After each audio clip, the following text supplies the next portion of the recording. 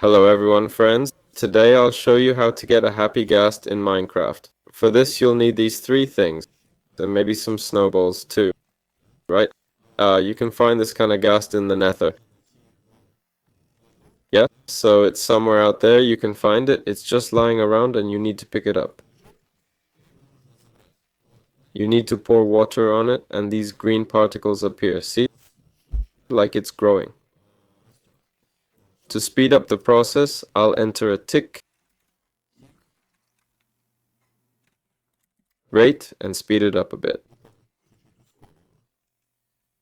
So, to save you time, I'll be right back. Here, tick rate 10,000.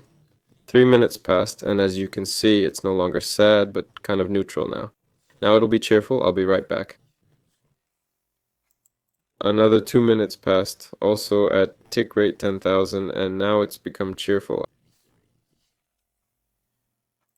I don't know how much longer. Oh, just paused the video, and of course, we're feeding it snowballs, right? So this little guy grows. Oops, oops.